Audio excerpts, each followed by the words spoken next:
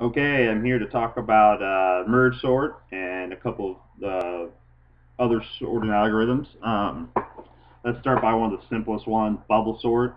Um, Bubble sort has the worst case of O(n) squared. It's really inefficient, but it's a real simple algorithm. It actually is good with small data sets. Um, so basically, this is how it works. You have an unsorted array. What it does is it compares the first element to the second element. If it needs to switch, it'll switch it, and then you move over, and if it needs to switch, it'll switch it, and it'll go to the end. So the problem with bubble sort is that it moves. So if 1 is at the very end of the list, and obviously it needs to be at the beginning of the list. If when you run bubble sort, it'll move one spot over, and then you run again, and then it'll move one spot over, and then one spot over. So it's really inefficient, and it's good with small things, but when you most likely deal with large data sets, it's really inefficient. Um, Another one that's pretty similar is insertion sort, which also has O(n) squared, is where it does the same thing. It compares, the first and second element, and then it has to switch. But the only difference is if 1 is at the very end, when it switches with the element next to it, it takes that element and compares it to the left, and then it'll keep moving it down as one operation. So it'll go all the way down. It won't just stop there, and then you have to rerun bubble sort again. Insertion sort will just move it all the way down.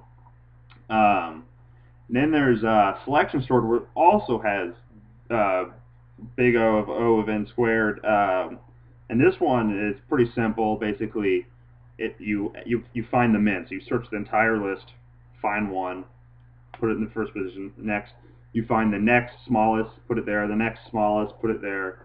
And this is kind of how you would shuffle a deck of cards, if that helps you out. It's inefficient, but it's also another way to sort. It's another way to sort. What I really want to talk about was merge sort.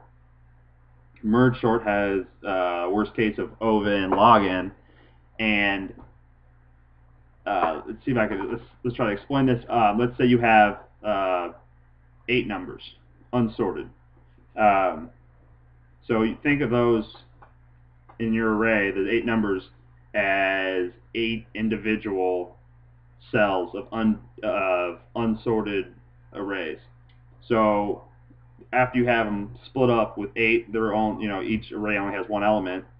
You put them in pairs of 2, and so let's say the first 2 is 9 and 2. You compare 9 and 2, and you put 2 here and then 9 here because 2 is less than 9. The next one's 6 and 5, 5, 6. Then you have 3, 10. You put 3, 10, and then you have 1, 7, 1, 7. So now you have 4 sorted arrays. So now you're going to merge them. So where you with the first 2, you have the first array is 2, 9, and the second one's 5, 6. So the first array is 2, and the second array's first element's 5. You compare the 2. 2 goes here, and you move it over to the left. And now you have 9, and you compare it with 5. 5 less than 9. Put the 5 there. Now you have 9 and 6. 6 less than 9, and then the last element will go to the end since it's the largest. And then you do it to the other 3, 10, 1, 7, 2 arrays. And then now you have 2 arrays, 2 sorted arrays, and you do the same thing. The smallest element here and the smallest element here, if you compare them, and this one's smallest, that's the smallest in both arrays, and you throw it in the first, and then you do it, and you end up with a sorted array. It's kind of complicated programming-wise because you have to have you have to be able to merge it and break them apart and then merge them together. But it's one of the most efficient sorting algorithms, and as I said in one of my other videos, if you can apply this sorting algorithm to a million data sets, and then you can apply binary search to find whatever item you're looking for, it's really, really efficient, and it really helps out with large data sets. That's it for today. That was my little sorting algorithms. Thank you very much.